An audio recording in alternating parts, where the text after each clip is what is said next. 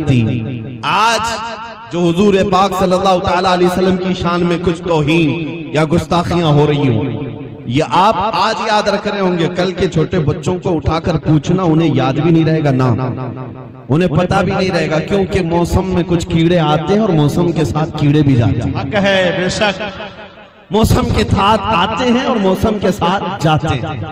लेकिन आपसे मैं ये कहना चाहता हूँ, कीड़ों के ज्यादा फड़फड़ाने से तुम्हें घर छोड़कर तो नहीं भागना चाहिए। घर छोड़कर के अक्लमंद कोई भागता नहीं है। बारिश के सावन के मौसम में कुछ कीड़े खास तौर पर आते हैं और बड़े परेशान करते हैं। तो आप क्या करते हैं घर में? या तो स्प्रे मारते हैं या तो मौसम के जाने का इंतजार करते हैं। दो में से एक काम करें। लेकिन वो बेवकूफ है जो अपना घर छोड़कर भागेगा। इसी को मैं आपके सामने कहता हूं, कुछ कीड़े अगर आज फड़फड़ा रहे हैं तो तुम अपना दीन छोड़कर कभी इधर उधर ना हटना, ना अपने मुस्तफा की शरीयत पर कोई समझौता करना, बल्कि तुम इस बात को याद रखो, कुछ देर की खामोशी है फिर शोर आएगा। क्या बात है? कुछ देर की खामोशी है फिर शोर आएगा। आज कुत्तों का वक्त है, कल हमारा दौर आएगा।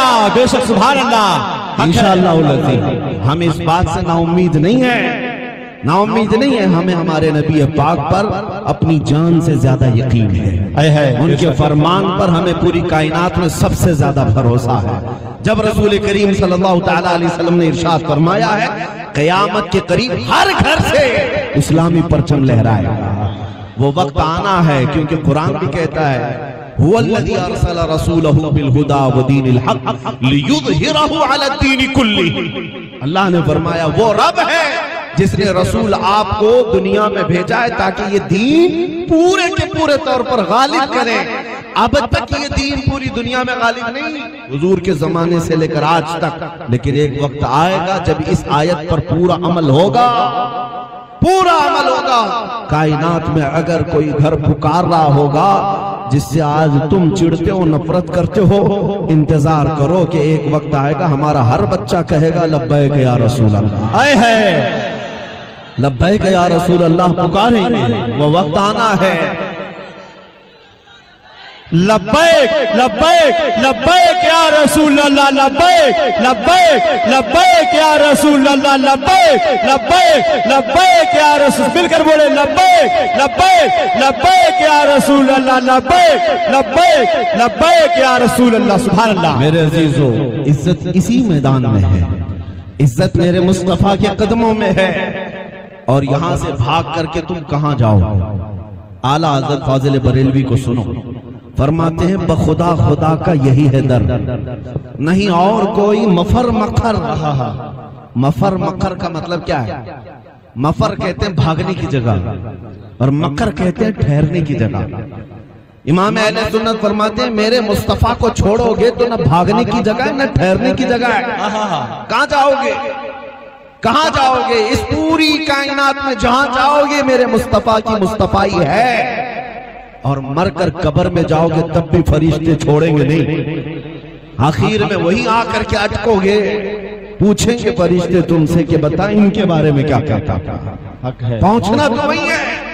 और अगर कब्र से निकलकर सोचते हो हशर में सिवाय उनकी शफाअत के क्या होना है, सुनते हैं कि महशर में सिर्फ उनकी रज़ाई। बल्कि मतला में ये शक क्या था, वल्लाह रज़ा वल्लाह, सिर्फ उनकी रसाई है, सिर्फ उनकी रसाई।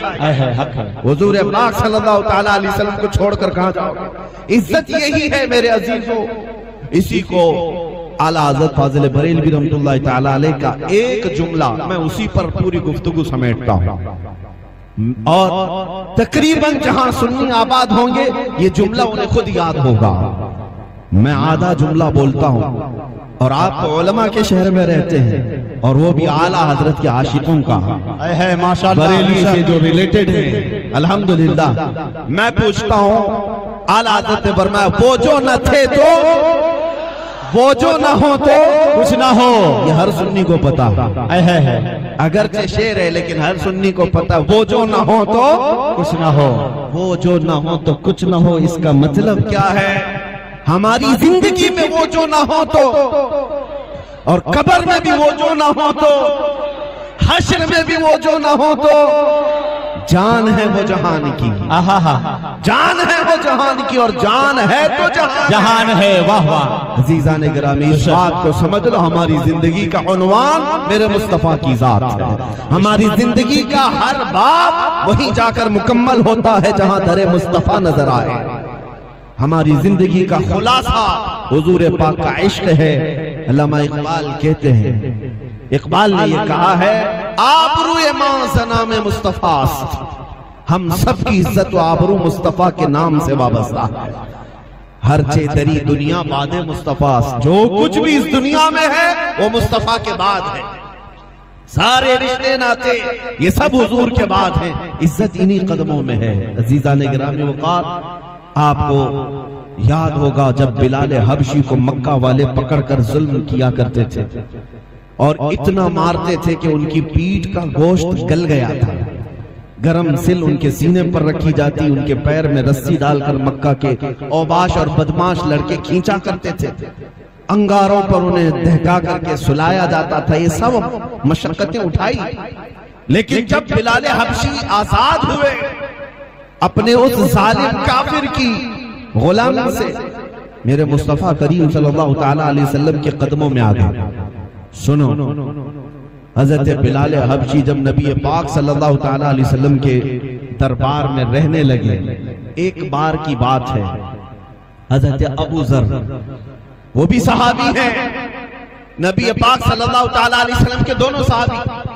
अबू जर, हजरत अबू जर ने बिलाल हबशी को तकरार में, बहस में सिर्फ इतना कह दिया, काली औरत के बेटे।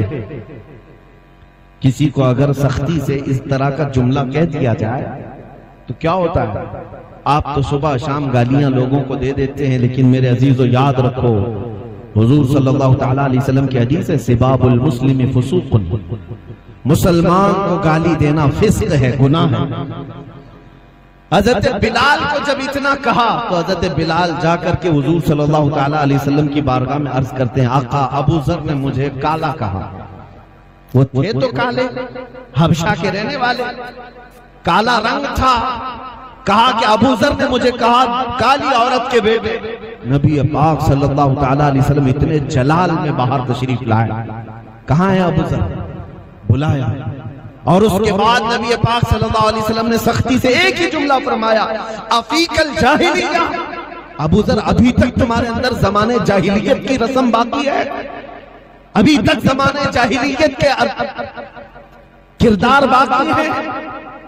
वो रोने लग गए कि हुजूर नाराज हो गए। अब सुनिए, इज्जत किसे कहते हैं? इज्जत पाने के लिए न चेहरा गोरा होना जरूरी है, न कपड़े उम्दा होने जरूरी है। इज्जत पाने के लिए सिर्फ निस्बत मुस्तफा का सलामत रहना जरूरी है। बेशक, सुभान अल्लाह। अबू जर ग़िफ़ारी जब हुजूर सल्लल्लाहु अलैहि वसल्लम तशरीफ ले गए तो बिलाल हबशी को ढूंढते हुए आए कि कहाँ है बिलाल। हजरत बिलाल मिल गए तो उनको पकड़ करके ले आए, कहा बिलाल मुझसे गलती हो गई, मुझसे खता हो गई, मैंने तुझे काली औरत के बेटे कहा। हजरत बिलाल ने कहा छोड़ो, जो बात हो गई खत्म हो गई। कहा नहीं, ऐसे नहीं खत्म होगी। हजरत अबू जर कहते हैं, मैं यहाँ मस्जिद में नीचे लेटता हूँ और तुम अपना यही काला पैर मेरे चेहरे पर रगड़ दो, अल्लाह अल्लाह, ताकि एहसास हो जाए नबी के गुलामों की इज्जत क्या होती है। फिर उन्हें नहीं देखा जाता कि वो काला है कि गोरा है। अजीजा ने गिरामी वक़ार, हमने वही इज्जत फिर देखी 6 साल के बाद मक्का में, जब मेरे आका तशरीफ लाए। मक्का फतह हो चुका था। मस्जिद हरम में जब पहली अज़ान दी जा रही थी, बुजुर्गों ने फरमाया कि बिलाल हबशी को अल्लाह के नबी ने बुलाया और कहा काबे की छत पर चढ़ जाओ, सुभान अल्लाह, और यहाँ से अज़ान दो, पुकारो। हजरत बिलाल हबशी को वहां से अज़ान पुकारने के लिए क्यों कहा गया? हमारा विजदान ये कहता है ताकि पूरी दुनिया को ये पता चले, जो मुस्तफा की मोहब्बत में जख्म खाता है, अल्लाह उसे काबे के ऊपर पहुंचाता है। सुभान अल्लाह, सुभान अल्लाह। गुलामी मुस्तफा में हमने ये इज्जत की है। दुनिया में इज्जत तो है ही है, आखिरत की इज्जत अभी देखनी बाकी है। अर्श हक है मसनद रिफात रसूलुल्लाह की, देखनी है हश्र में इज्जत रसूलुल्लाह की।